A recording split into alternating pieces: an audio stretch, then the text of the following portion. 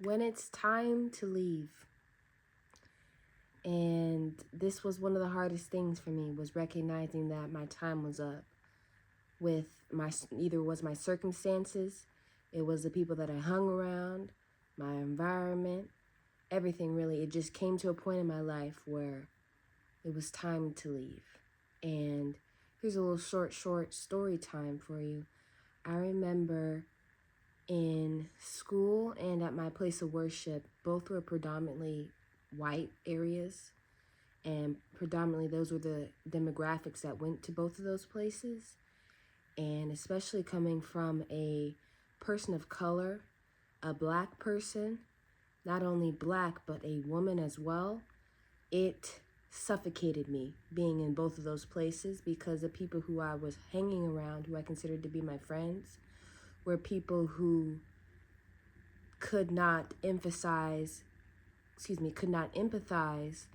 and understand everything that I had come from in my past and the things that I was dealing with presently. And it literally was suffocating me and the gifts that I had been given in my purpose. I was ignoring the red flags, but they never went away. I was ignoring the little microaggressions that people would say to me, ignoring how people would talk to me, how people was constantly trying to put me into this box, constantly trying to put me into a box the way that they wanted me to be, based off what the society tells them I am supposed to be. I felt constantly unappreciated, unheard, unseen for so long, all throughout my childhood. Anyone that I was hanging around, I constantly felt like I was a follower rather than a leader. Nothing that I ever said was appreciated. And I just felt like just a bystander, like I was just there to just be seen but never talked to. I had no real purpose or value in those environments. And my peace and my happiness was suffering. I was suffering and I didn't even realize it. I was suffering more than I was even thriving. And unfortunately, I stayed this way because I had a fear of unknown. What would happen if I left? What would happen if I left my environment and the people that I hung around all throughout my childhood? And if I left, would things get worse?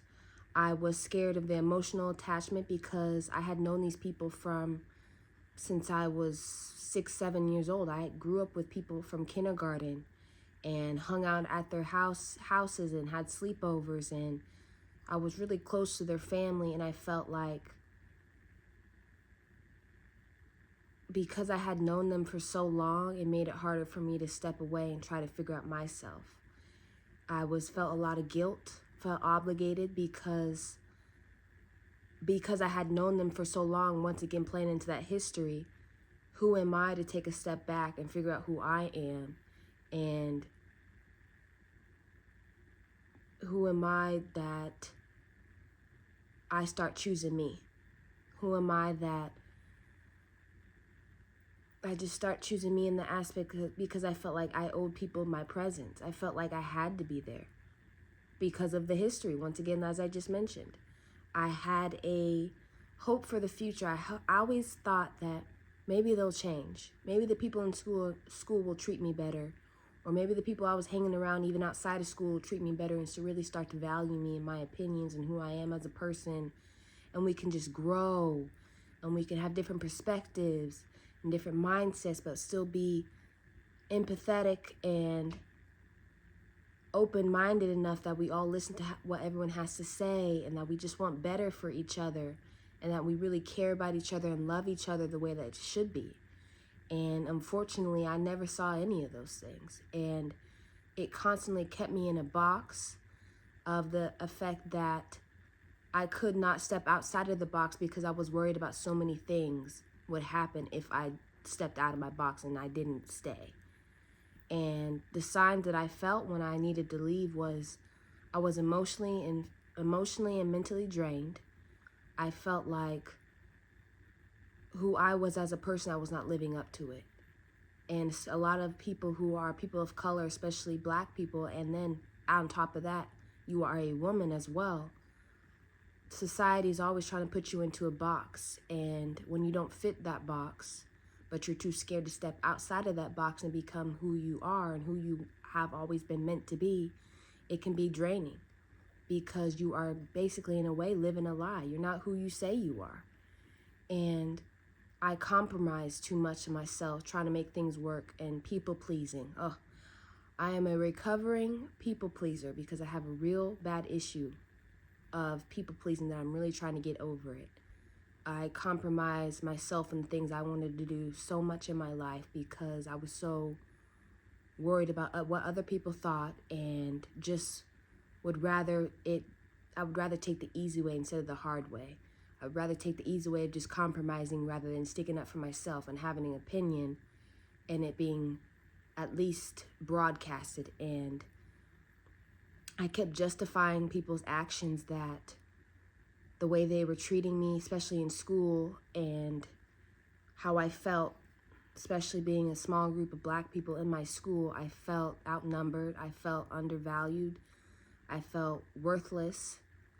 And just school, any job, any relationship, any situation, anything that I was going through, and I'm sure you're going through as well, was holding you back. And it's holding me back. It was holding me back, and I'm sure it is holding you back as well. I just had to realize the power of walking away from my situation. I started choosing me, and I had to not care about what other people thought when I started choosing me, because it's not their life, it's mine. This is my life that I have to live. I have been given this life, this purpose, this blessing to live it out, to fulfill it.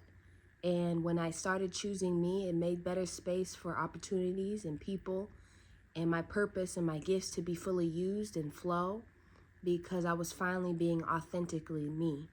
So there's signs when it's time for you to leave. There's signs when you are growing past your environment and you need to find a new one. You need to find a new circle of friends. You need to find a new environment. You need to find a new job. You need to find a new relationship, a new situation.